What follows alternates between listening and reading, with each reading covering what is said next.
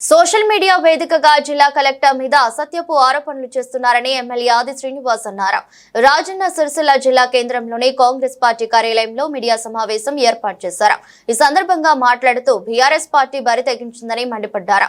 Election code అమలులో ఉండగా tea point flex లో కేటీఆర్ అంటే తొలగించిన కలెక్టర్ ను దూషించడం తగదన్నారు. వరి తెగించి మరి ముందుకు పోతుందంటారు నిదర్శనం. వారు మానసిక ఆనందం పొందటానికి చేస్తున్నటువంటి పోస్టింగ్ రోత పొట్టిచ్చే రాతలు, పిచ్చి పిచ్చి ప్రేలాపనలు ఇప్పటికే సిరిసిల్ల బీఆర్ఎస్ భవన్ కబ్జా గురైన ప్రాంతం నుంచే ఐఏఎస్ అధికారిని పట్టుకొని అనరాని మాటలు అంటూ సన్నాసని పదం వాడిన రోజే మేము తీవ్రంగా తప్పుపట్టినాం. ఐఏఎస్ ఆఫీసర్లకు కలంకం తెచ్చే విధంగా ఉన్న పదాలు ఉపసంహరించుకొని క్షమాపణ చెప్పాలని చెప్పి మేము డిమాండ్ చేసాం.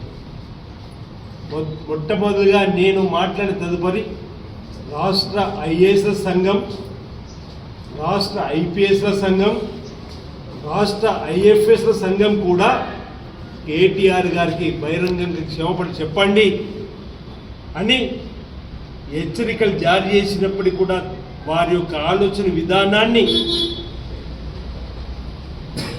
ఏ విధంగా ఇంకా పిచ్చి పిచ్చి ప్రేలాపంతో ముందుకు పోతుండడం నిరసనం ఈ 2 రోజులుగా సోషల్ మీడియాలో ప్రధానంగా బీఆర్ఎస్ పార్టీ ద్వారా నడపబడుతున్నటువంటి బీఆర్ఎస్ పార్టీ ద్వారా దుబాయ్ కేంద్రంగా నుంచి నడపబడుతున్నటువంటి కొన్ని సోషల్ మీడియాల ద్వారా ఈరోజు రాజన్న సిరిసిల్ల జిల్లా కలెక్టర్ గారు చట్టాన్ని సంరక్షిస్తూ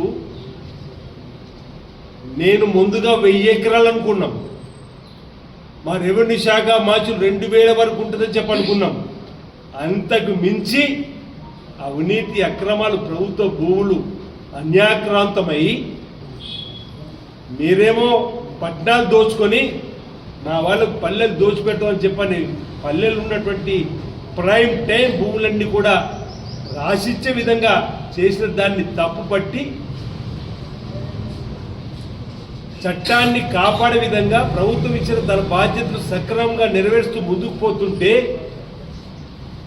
మీకు కంట్లో నలిసండి అని చెప్పిన భావనతో మాకు వచ్చిన భూములు మళ్ళీ వెళ్ళిపోతుందని చెప్పినటువంటి ఒక భావనతోటి వ్యక్తిగత జీవితంలోకి తొంగి చూసే ప్రయత్నం చేస్తుండ్రే. ఇంతకంటే నీచమైన సంస్కృతి మరొకటి ఉంటుందో నన్ను అడుగుతాను.